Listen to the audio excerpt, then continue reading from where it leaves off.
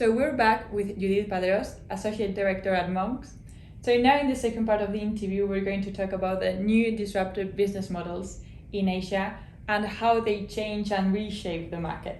So for those who may not be familiar with the concept like myself, so what exactly indeed is a disruptive business model?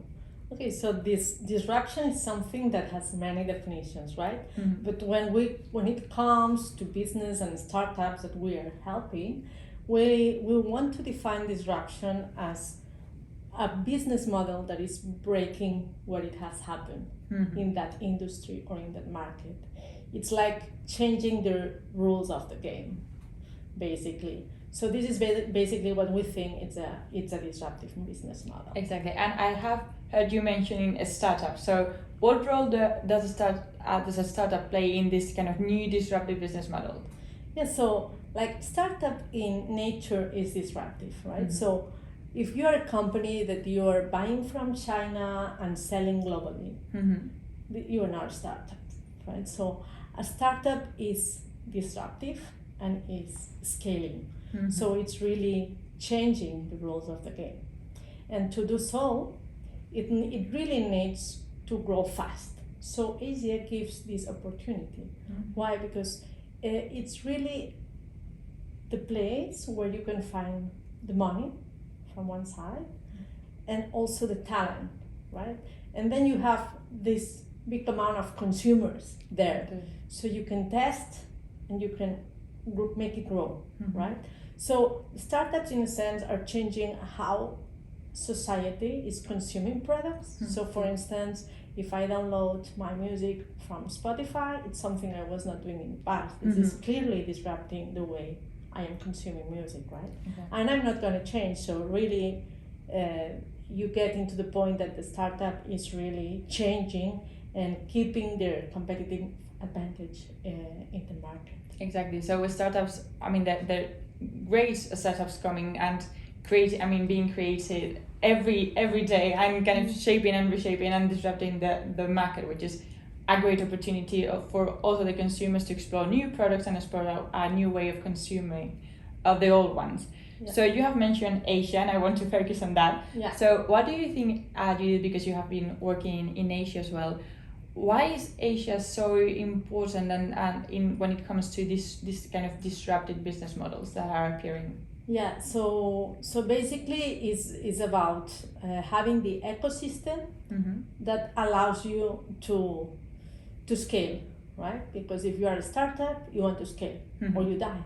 So you really need to scale and to scale fast. So of course you have very great startups around the world, and it's not only about Asia, but places like Singapore or Hong Kong really makes it happen because there, as I was mentioning before, really allows startups to change the path, right?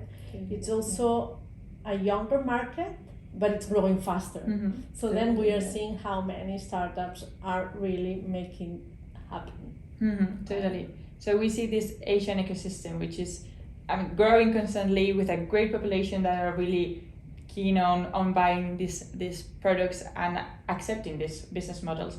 So for the European companies who may be listening, in which sense does the European model differ from the Asian one, which is so innovative and so disruptive, right? Yeah, correct. So when it comes to Asia, what I've seen during the years, how Asia is improving many times what it started in Europe, right? So for instance, you have the WhatsApp in Europe, and then it comes the WeChat, right?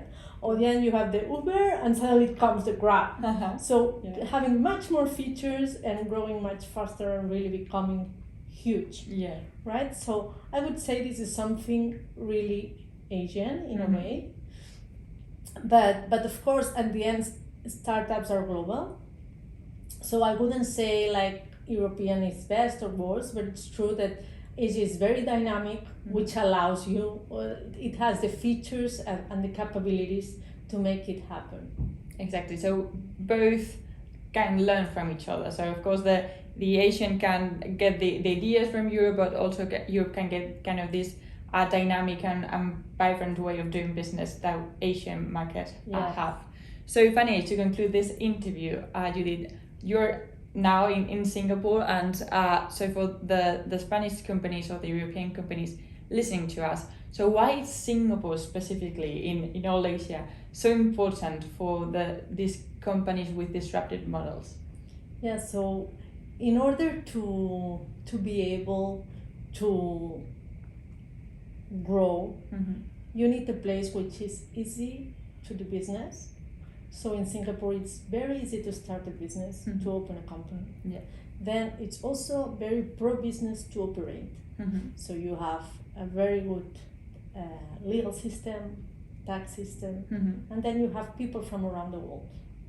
Then you have the decision makers, which are here, and then you also have the investors. So the whole ecosystem allows you to really prove your business and see if it works. So what we've seen is that any company, European company, can really try it through places like Singapore or also Hong Kong. It depends on what type of industries you are. For instance, here in Singapore, biotech, health tech, it's becoming very, very important. So this is something we are seeing. Our clients are coming here, for instance, but there are many others. But basically, like, Singapore allows you to do this test. And of course, first of all, we need to assess, right? Because not everybody can come to Asia and do very best. There are many ones failing, right? But so first of all, you assess it. We assess it with the company if it can have really a viable market there. But then it's about having the ecosystem and to have a place where you can operate easily and you can really reach your decision makers. And this is something that Singapore is really offering, especially if you want to scale in Southeast Asia. Totally, yes. So I think Singapore is a unique ecosystem when it comes to all the assets that you have provided, and also it's the gateway of Asia. So what is really interesting for the foreign companies coming. So thank you very much, Judith, for your interview and for giving us this great examples of the disruptive technologies and the comparison between Asia and Europe and how we can really learn one from another. So thank you very much for coming. Thank you, Clara, and thank you to the Spanish Commercial Office. Thank you, it's been a pleasure. Thank you. See you next week with more content.